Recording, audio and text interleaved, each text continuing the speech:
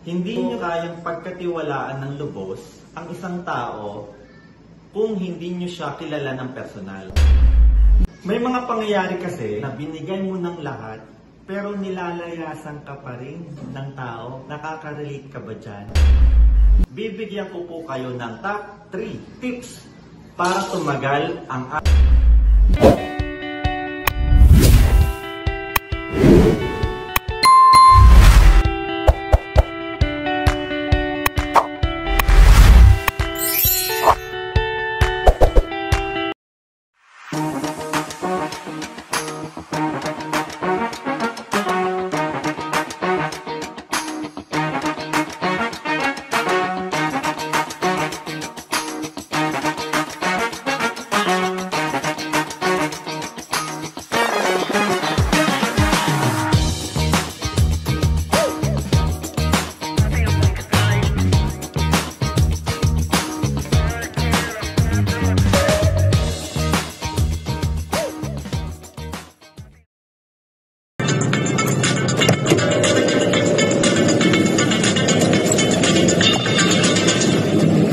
Uy. Ganda. Mag-Mercury na daw kami. Nag-dito rin si mama. Patapos na kayo? Tapos na. Tapos na. Magkakabil taxi daw, di ba? Oo, di bali Mercury. Mercury sa dyan sa may ano? Oo, dito sa Bellar. Puntaan ko kaya? Susunod kayo. Oo. Sige. Okay, God bless.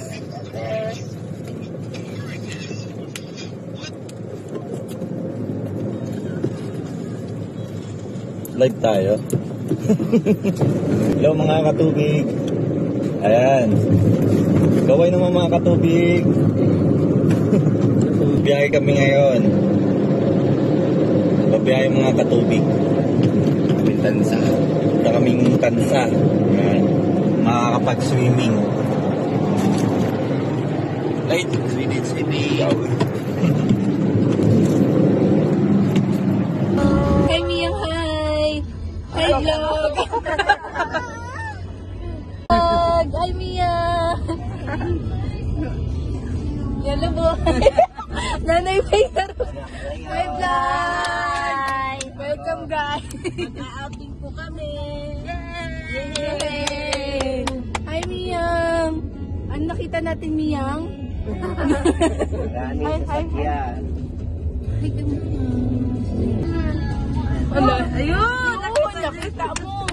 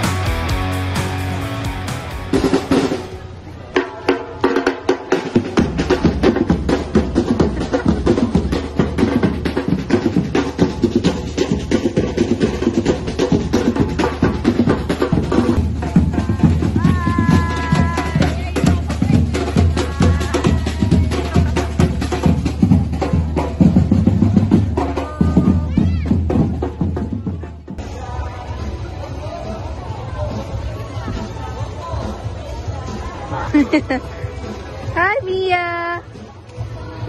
So, hi guys. While waiting, guys. And yan, guys. Papasok na pala kami, guys. Hi, guys. Harap. Nemi. Nanay Ben, hello. Welcome to my vlog.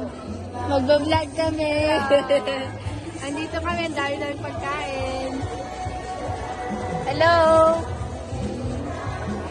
Hi! Legi? Naka-rush ba?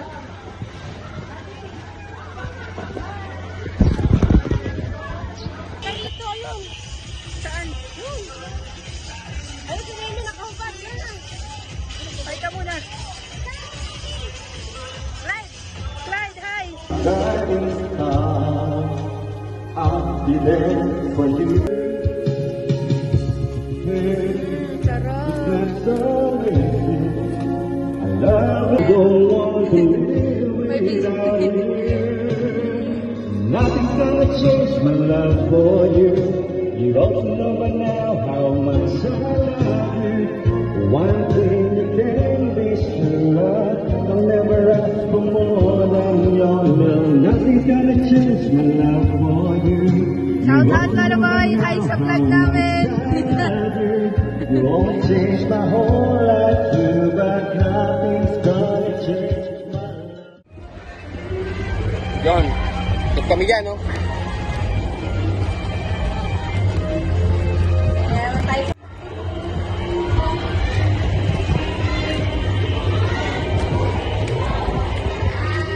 Padulas kami.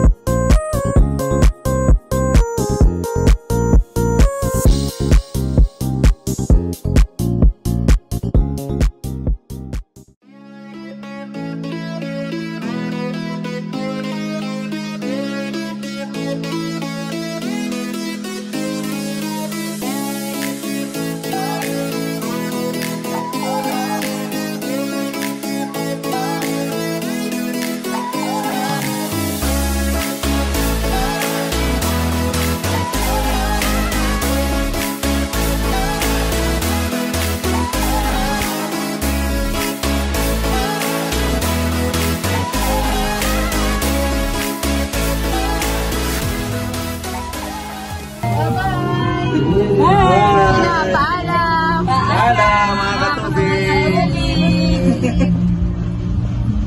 Uwian time. Uwi na kami! Salamat! Thank you, excellent! Thank you, excellent! Thank you, excellent! Salamat sa sponsor. Media Excellence. Excellence pa.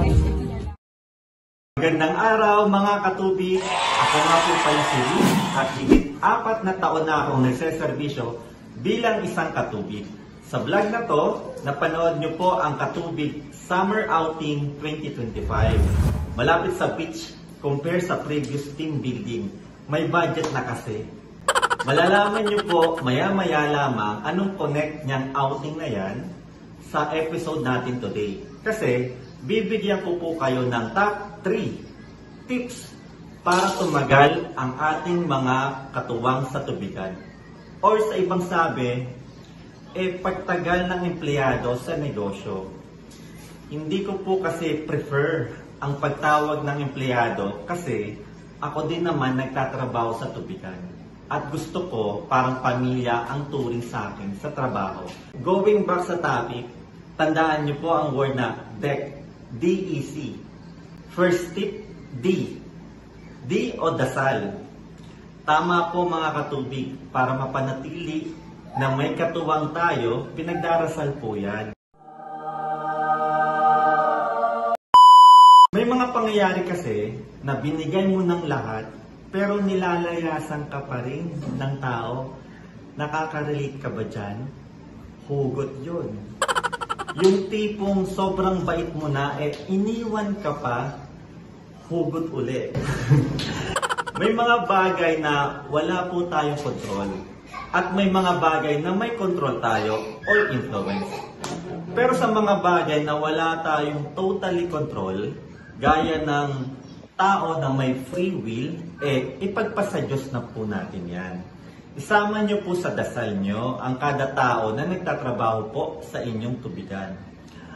Mapapalalim po ang pagkakakilala nyo sa inyong mga katuwang, kasi syempre, magiging parte ng dasal nyo yung personal na alam nyo pinagdadaanan nila at ihiling na maging okay sila.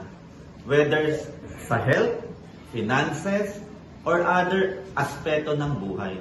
Ipagdasal nyo po sila. At huwag kalimutang ipagdasal na bigyan sila ng lakas para mapanatiling masaya at satisfied sila sa pagtatrabaho sa tubigan. Para ma-realize nila na challenges lamang sa buhay kapag nahihirapan sila sa trabaho. Kaya ako, dasal ko sa inyo mga katubig, kapit lang. If we hold on together, I know our dreams will never die. O, diba? Napakanta pa. Okay, number 2, tip sa deck. E for expectation or setting expectation. Ito, people management, may mga pagka-technical or may proseso, kaya bear with me. Alam nyo po, sa hiring process pa lang, may clue na kung magtagal ang tao or hindi. Pero, once na mag-hire po kayo, huwag nyo kalimutan at required po dapat na may kontrata po sila. Hard copy po, para may pangahawakan po sila at kayo din. Nandun po ang date hired, official designation, working hours, base compensation, government benefits, bonus, allowance, commission. Gusto ko din i-highlight, pwede nyo din gayahin ito na kahit maliit pa lang ang tubigan namin noon, ay nagbibigay na kami ng new customer commission para ganahan sila mag-pick up ng galon. Mga unique perks tulad ng birthday gift, yearly increase, Christmas gift, at syempre, hindi namin kinakalimutan ang 13-month bonus. Commission, overtime premium, holiday premium, at dapat meron po nakasulat na late deduction. Okay po, company policy at contract termination terms. Lagyan niyo po ng disciplinary action or proseso na pagdadaanan niya po kapag may nalabag siya sa company policy. Una pa lang po, dapat nakaset na naiintindihan ng inyong magiging katuwang para maka-adapt po siya sa sistema o proseso sa tubigan. At maging habit niya na po ang pagsunod sa rules and guidelines nyo bilang isang may-ari. Lagyan niyo po ng vision at mission sa contract para may goal setting. At alam ng tao kung anong plano o saan patutungo ang tubigan. Effective po yan. At hindi lang natatapos sa contract po yan. May follow-through. Paano naman po yun? Kausapin ng tao kapag may nagawa siyang di ayon sa contract. Ayun nga po, yung disciplinary action process. At magkakaroon kayo ng regular meeting ng buong team niyo sa tubigan para pag-usapan operational reviews, management updates, or reminders. Gawan na lang po natin ng separate episode ang paggawa ng detailed contract at format ng team meeting. Ayan, expectation or setting up expectation.